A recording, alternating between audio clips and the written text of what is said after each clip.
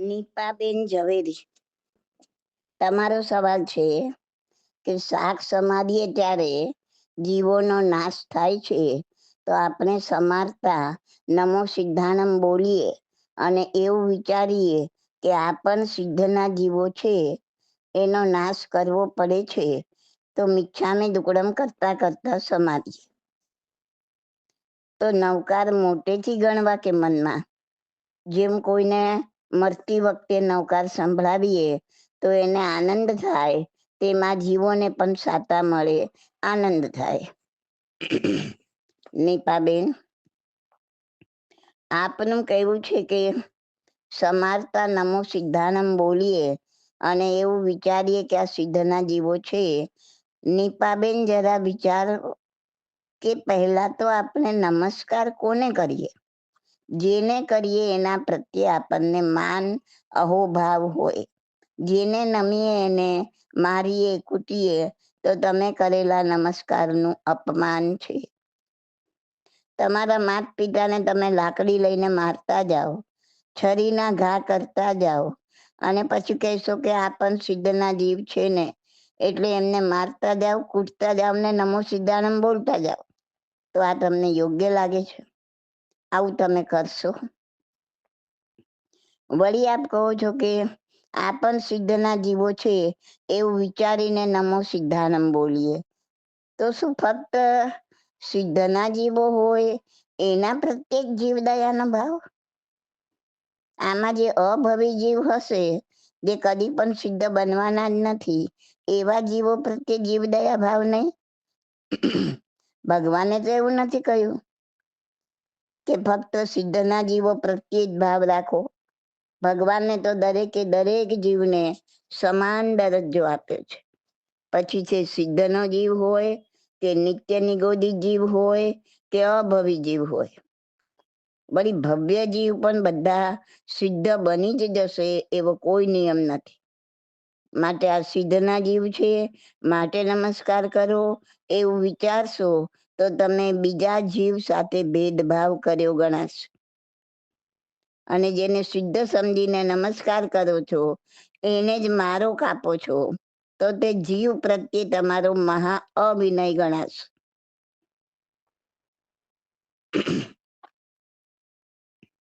આપનું કહેવું છે કે મિચ્છામી દુક્કડમ કહેતા કહેતા સમારીએ. નીપાબેન, જરા વિચાર કરો.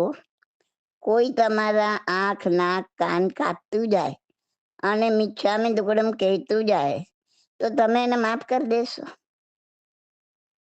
તમારા ભાવ કેવા થશે?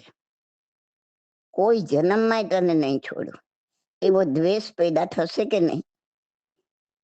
કોઈ જીવોને મારવું છે, કાપવું છે, કાપતા રહેવું છે અને પાછું મિચ્છામી દુક્કડમ કહેતા રહેવું છે, એ આપણો ફક્ત દંભ છે, નર્યો દંભ છે. મિચ્છામી દુક્કડમ એટલે થયેલી કોઈ ભૂલની ક્ષમા માંગવી, ફરીથી એ ભૂલ ન કરવાની જાગૃતિ રાખવી. પણ શાક સમારો છો એ કોઈ ભૂલ નથી, એ જાણીને સમજીને કરો છો. પછી મનના દંભને શા માટે પોષવાનું? જે ખોટું કરો છો તે ખોટો એના મન, તમારા મનથી એનો સ્વીકાર કરો ખોટાનો. મનમાં એનો ડંખ જીવંત રહેવો જોઈએ. ના હો, હું તો નમો સિદ્ધાનમ બોલતી જાઉં અને મિચ્છામી દુક્કડમ બોલતા બોલતા જ શાક સમારું. આ તમારા મનના દંભ નીચે મનમાં રહેલો ડંખ ભૂસાઈ જાય છે. મન સંતોષ માની લે છે અને ફરી ફરી એ જ ક્રિયા મનના ડંખ વગર કરવા તૈયાર થઈ જાય છે. વળી તમે કહો છો કે જેમ કોઈ મરણ પથારીએ હોય એને નવકાર સંભળાવીએ તો આનંદ થાય, એમ આ જીવોને પણ આનંદ થાય. બેન, જે જીવ મરણ પથારીએ છે તે જાતે મરી રહ્યું છે, એનો સમય પૂરો થવા આવ્યો છે. આ જીવ જાતે નથી મરી રહ્યા, એને તમે મારી રહ્યા છો. જે જીવ મરણ પથારીએ છે એને તમે છરીના ઘા મારતા જાઓ અને નવકાર સંભળાવતા જાઓ. પછી મને કહો કે આ જીવને નવકાર સાંભળવામાં કેટલો આનંદ થશે. વળી તમે કહો છો કે નવકાર મોટેથી ગણવા કે મનમાં? બેન, તમે તમારા મનને મનાવો છો કે મેં આ જીવને નૌકાર સંભળાવ્યા. એ જીવને સાંભળવાની શ્રવણેન્દ્રિય છે ખરી? એનો તો વિચાર કરો. જે મરણ પથારીએ પડ્યો છે તે બેઉ કાને બિલકુલ બહેરો હોય તો તમે એને નૌકાર સંભળાવશો ખરા? આ જીવ એકેન્દ્રિય છે, એને ફક્ત સ્પર્શેન્દ્રિય છે. એને તમે પ્રેમથી પંપારશો તો એ જીવ આનંદ અનુભવશે, અને મારશો, કાપશો, છેદશો, છૂંદશો, સુકવશો તો એ જીવને દુઃખ જ થવાનું છે. સુકવણી કરવી એટલે શું? જીવને લીબાવીને મારવા જેવું થયું. એટલે જીવને નૌકાર સંભળાવતા સમાડીએ એટલે બહુ ધર્મ કરીએ છીએ એવા દંભને પોષતા નહીં. કરવું અલગ અને બોલવું અલગ, એવો ધર્મ ભગવાને નથી આપ્યો. મનમાં નૌકાર ગણો એ તમારા આત્મા માટે છે. તમે એ જીવો પર કોઈ ઉપકાર નથી કરી રહ્યા. મનના હુકમ વગર એક આંગળું હલતું નથી. મન હુકમ કરે કે આ છરી ઉપાડ, આ શાક સમાર, ત્યારે આ હાથ કામે લાગે. કોઈ પણ ઇન્દ્રિય મનના ઇન્વોલ્વમેન્ટ વગર કામ કરી શકતી નથી. માટે જે કામ કરો છો તેમાં ધ્યાન કેન્દ્રિત કરી દયણાપૂર્વક કરવું જરૂરી છે. 10 જગ્યાએ મનને ફેરવશો તો બેધ્યાન બની જશે. જેમ દિનેશભાઈએ કહ્યું તેમ સતત અલિપ્ત ભાવ રાખી ભેદ જ્ઞાન સાથે આત્માની જાગૃતિ સાથે કાર્ય કરવું. આત્મા એક ખૂણામાં બેસીને ફક્ત જોઈ રહ્યો છે, જાણી રહ્યો છે કે આ સુબોધી શાક સમારે છે. હું એને ફક્ત જાણવા વાળો છું.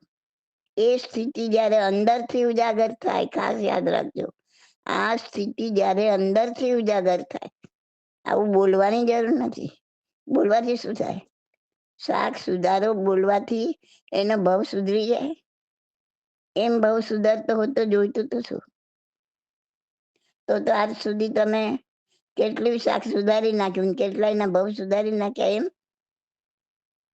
અરે તું તારો ભાવ સુધારે ને તોય ગણ, તું તારો ભાવ એ સુધારી નથી, તારો ભાવ એ નથી સુધારી શકતો તો બીજાનો શું સુધારવાનો હતો? તો તમે કહેશો અમારે શું કરવું?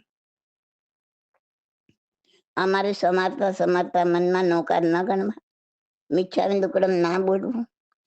તમે જે કરતા હોય તે કરો, પણ તમારી માન્યતાને બદલો.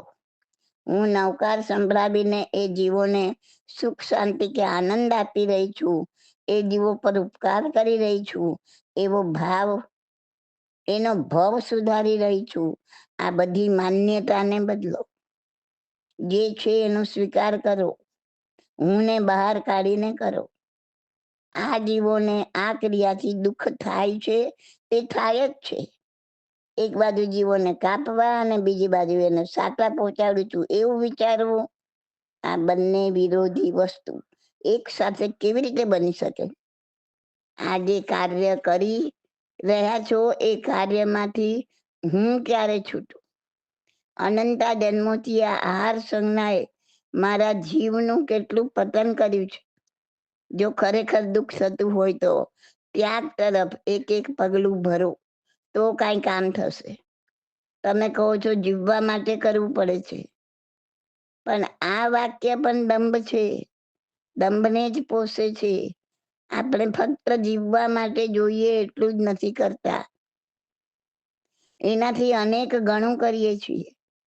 એક શાકથી કામ ચાલે, આપણે 2 કરીએ, 3 કરીએ, ચટણી કરીએ, અથાણા જોઈએ, સોસ જોઈએ, સલાડ જોઈએ, વેરાયટી જોઈએ, છતાં કહીએ કે કરવું પડે છે માટે કરીએ. તો આ દંભ નથી તો બીજું શું છે?